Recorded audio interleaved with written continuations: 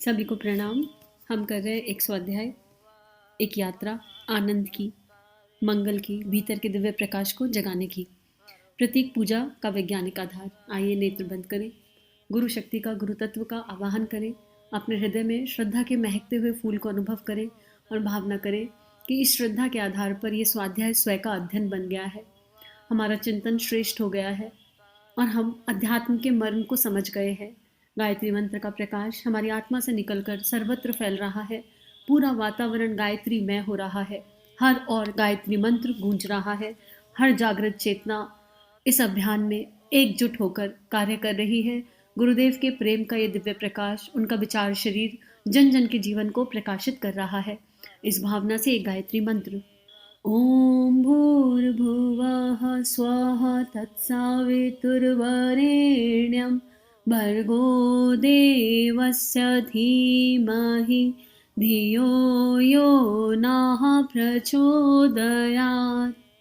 Last स्वाध्याय में गुरुदेव ने बताया कि हम मूर्ति पूजा की बहुत इंपॉर्टेंस है, उसका विज्ञान हमें समझाया था। पहले ऑडियो में साइंस समझाया और उसके बाद अगले ऑडियो में गुरुदेव ये बोल रहे हैं कि लेकिन हम गड़बड़ा गए। हम कहाँ गड़बड़ा गए? हमने मान लिया कि कर्मकांड ही सब कुछ है और हम मूर्ति पूजा में उलझ गए। हम जिस भी इष्ट को मानते हैं, जिस भी आइडल को मानते हैं, उसका जीवन हमने नहीं देखा। उनके जीवन में क्या गुण है, कर्म है, स्वभाव है और उनका प्राण हमारे भीतर प्रकाशित हो रहा है या नहीं हो रहा, हमने वो नहीं देखा। और इसलिए बीच में कुछ ऐसे संत आए जिन्होंने इसका खंडन किया। उन्होंने मूर्ति पूजा का खंडन नहीं किया, उस विचारधारा का खंडन किया जो उसके तत्व दर्शन को खो रही थी।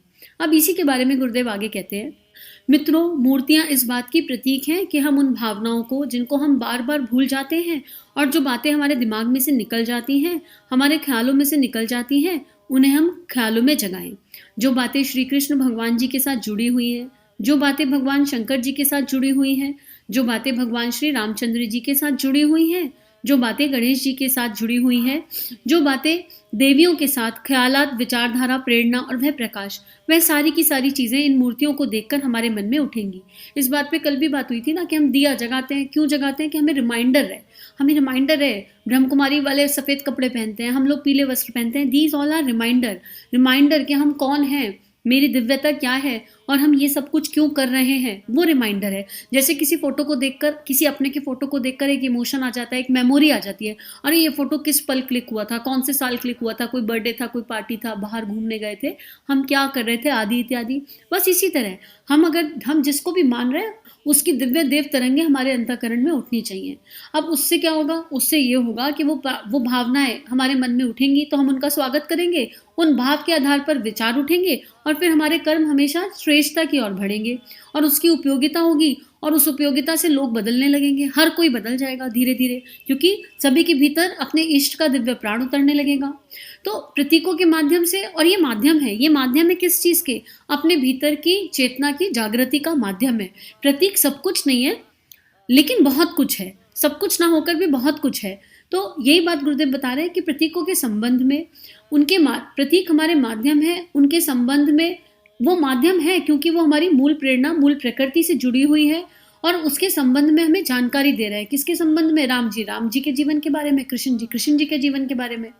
ना केवल हृदय में स्थान देने की कोशिश करें बल्कि अपने जीवन का हिस्सा बनाएं। अब यहाँ क्या कहा जा रहा है? उनके गुणों को, उनकी उस दिव्य देव छवि को अपने हृदय में स्थान दीजिए। आप अग्नि के पास बैठेंगे तो गर्माहट आएगी ना, बाय डिफॉल्ट है। आपका जिससे जैसा रिश्ता होगा, आप उसके फोटो को देखकर वैसा ही इमोशन अपने अंदर फील करेंगे। मान लो आपको कोई इंसान बिल्कुल पसंद ना हो, आप रावण का फोटो देख लो, चलो सब कुछ छोड़ दो, कुंभकर्ण का फोटो देख लो, तो अच्छी इमोशंस या भावनाएं नहीं आएंगी। कहेंगे कुंभकर्ण वो तो सोता रहता था, रावण वो तो कितना ज्ञानी था लेकिन फिर भी कितना अहंकार था। उनके गुणों पर ऑटोमेटिकली चिंतन जा रहा है ना, बाय डिफॉल्ट जाएगा। अपने नाते रिश्तेदार में देख लो, कोई रिश्तेदार आपको बिल्कुल पसंद ना हो, उसका फोटो देख लो, देख के क्या होगा? अंदर कुड़न होगी। तो अगर फोटोग्राफ इतनी मैजिकल काम कर सकती है तो अगर हम अपने इष्ट की छवि को अपने हृदय में धारण कर लें। देखो राम दरबार, सुंदर राम दरबार अपने हृदय में, राम जी खड़े हैं धनुष लेकर, माँ सीता साथ खड़ी है, हनुमान जी चरणों में है, लक्ष्मण जी एकदम नेत्र नीचे करके समर्पण भाव से अपने भाई और भाभी के साथ खड़े हैं, राम और सीता को समर्पित। क्या सुंदर दिव्य देव छवि है। इस छवि को अपने हृदय में धारण करेंगे तो कितनी सुंदर कल्पनाएं उठेंगी मन में, कितनी सुंदर भावनाएं मन में उठेंगी। तो ये गुरुदेव कह रहे हैं अपने हृदय में उनको धारण करो। उनको हृदय में धारण करने से उनकी एनर्जी ऑटोमेटिकली क्रिएट होगी, क्योंकि ये एक यूनिवर्सल एनर्जी है। राम, कृष्ण या जो भी देवी देवता हैं वो एक यूनिवर्सल एनर्जी है, और अगर वो यूनिवर्सल एनर्जी है तो वो पॉजिटिवली काम भी करेगी। आगे लिख रहे हैं, हमने आपसे यही कहा था, अब हम माँ गायत्री के प्रतीक को घर घर में स्थापित करना चाहते हैं और हर आदमी के दिमाग में इस बात की प्रेरणा स्थापित करना चाहते हैं कि हमको मनुष्यता का अनुयायी होना चाहिए। हमको नारी जाति के प्रति निष्ठावान और श्रद्धावान होना चाहिए, मानवता के प्रति निष्ठावान और श्रद्धावान होना चाहिए। ये सारे के सारे सिंबल हमारे इस गायत्री माता के साथ जुड़े हुए हैं। हमको विवेकशील होना चाहिए और विवेकशीलता की इज्जत करनी चाहिए। अब गुरुदेव यहाँ क्या कह रहे हैं? गुरुदेव कह रहे हैं गायत्री माता हमारे शिखा स्थान पर बैठी है, एंटीना है, और गायत्री माँ को इतना यंग के रूप में दिखलाया। चाहते तो एक 60 साल की, 80 साल की, 90 साल की बूढ़ी लेडी भी दिखा सकते थे उस रूप में, नहीं, इसलिए चिर यौवना रूप में दिखाया, जिससे हमारी दृष्टि पवित्र हो जाए नारियों के प्रति। नारियां अपनी गरिमा को पहचाने, और जब नारी देखे तो वो अपनी गरिमा को पहचाने, हमारे अंदर नारित्व के गुणों का जागरण हो, हम उन्हें माता की दृष्टि से देखना शुरू करें। तो ये सारे के सारे सिद्धांत गायत्री माता से जुड़े हैं। अब गायत्री माता क्या है? सब कुछ देने वाली है, आदि शक्ति है, ब्रह्मांड की जननी है, प्रज्ञा देती हैं, विवेक देती हैं, और सारे सारे सुख वो दे सकती हैं। कौन से? आध्यात्मिक सुख, लॉलीपॉप टॉफी वाले सुख नहीं। अब यहाँ तक आ गए हैं तो उनके सुख का मतलब क्या है? आत्मा का आनंद। यहाँ पर आ गए तो सुख की डेफिनेशन को हमें समझना पड़ेगा। आगे लिख रहे हैं, ये सारे के सारे सिद्धांत गायत्री माता के साथ जुड़े हैं। इन सारे सिद्धांतों को लेकर के गायत्री माता का पूजन करेंगे तो उनका प्रतीक पूजन सही होगा, सार्थक होगा, और उससे दुनिया का फायदा होगा, मनुष्य जाति का उद्धार हो जाएगा। यही प्रतीक पूजन का उद्देश्य है। प्रतीकों के संबंध में विडंबना की शुरुआत वहां से प्रारंभ होती है जहां हमने यह मानना शुरू कर दिया कि ये जो मूर्ति बैठी है बड़ी ताकतवर है, उसको हम मिठाई खिला देंगे, उसकी हम आरती उतारेंगे तो वह हमारा उद्धार कर देगी और हमें माला माल कर देगी। यह ख्यालात आप करने लगेंगे तो हम नाराज होंगे। वास्तविकता को आप समझते क्यों नहीं? वास्तविकता को आप समझिए, वास्तविकता को समझने की कोशिश करिए। मूर्ति पूजा क्यों बनाई गई थी? किसके लिए बनाई गई थी? एक दिन हमने आपसे यह बात कही थी कि गायत्री माता, जो हमारी भारतीय संस्कृति की जीवात्मा है, हमारा प्राण है, जो चारों वेदों की जननी है, उनके एक सिंबल को लेकर के हम सारे हिंदू समाज को एक साथ इकट्ठा कर सकते हैं, जो हमारे अनेक देवताओं के माध्यम से, संप्रदायों के माध्यम से, मंत्रों के माध्यम से, पैगंबरों के माध्यम से हजारों और लाखों टुकड़ों में हिंदू धर्म फैल बिखर गया है। हम उसको फिर से इकट्ठा करना चाहते हैं। हम उसके बिखराव को बर्दाश्त नहीं करेंगे। कितना बड़ा विजन है गुरुदेव का। क्या? हिंदू राष्ट्र होगा। क्यों? क्योंकि हमने समझा था पिछली किताब में, पिछले स्वाध्याय में, पिछले प्रवचन में, हिंदुत्व एक परिभाषा है, हिंदुत्व वैल्यूज है, प्रिंसिपल है, और हिंदू धर्म की अधिदात्री देवी कौन है? उसका जो सार है, उसका जो आधार है, उसका जो प्राण है, वो गायत्री माता है। क्यों? क्योंकि गायत्री माता सारे वेदों का सार है, चारों वेदों का सार गायत्री माता है। इस गायत्री माता से पूरे ब्रह्मांड की जननी है वो। पूरा ब्रह्मांड एक, ये केवल पृथ्वी नहीं, अनंत ब्रह्मांडों की जननी गायत्री माता है। हमारा प्राण गायत्री माता है। और हिंदू अलग अलग बिखर गए। हिंदुओं में ही देख लो, माहेश्वरी, अग्रवाल, और पता नहीं कितने कितने आपको मिल जाएंगे, गुप्ता, बंसल, जाने क्या क्या मिल जाएगा। क्यों डिवाइड किया हमने? कभी मुसलमानों में देखा ऐसा? कभी क्रिश्चियंस में देखा ऐसा कि ऐसे अलग अलग हो गया? नहीं होता है ना। तो हमको ये समझना पड़ेगा कि हमें इस बिखराव से बाहर आके एकजुट होकर एक साथ एक दिशा में चलना है। किस दिशा में? मानवता की दिशा में, मनुष्यता की दिशा में, श्रेष्ठ कर्मों को करने की दिशा में, श्रेष्ठ भावनाओं की दिशा में, श्रेष्ठ विचारणा की दिशा में। अपने ऊपर काम करना है, आत्मनिर्माण करना है, आत्म कल्याण करना है।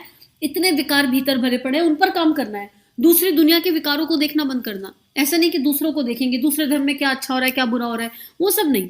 हमने अपने धर्म की वैल्यूज और प्रिंसिपल्स को कितना जिया, हमने हिंदुत्व को कितना ऊपर उठाया। किसी को नीचा गिरा के खुद को ऊपर उठाना, ये नैतिकता नहीं है।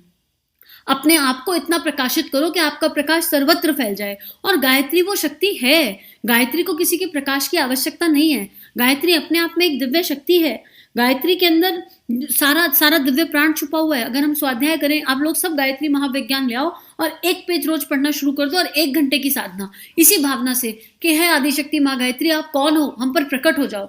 हे माँ, हमारे हृदय में प्रकट हो जाओ, हमारे अंतःकरण में, हमारे विचार, हमारे भावनाओं में प्रकट हो जाओ।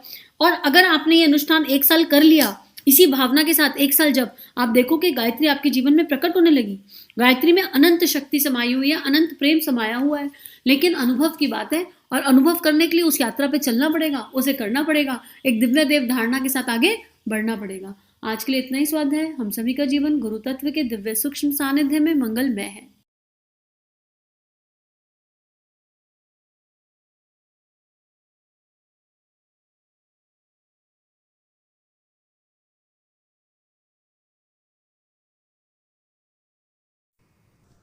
हमारे YouTube चैनल को सब्सक्राइब कीजिए और बेल आइकन पर क्लिक कीजिए ताकि आने वाली सभी वीडियो की नोटिफिकेशन आपको मिलती रहे। आप सभी को बहुत बहुत थैंक यू।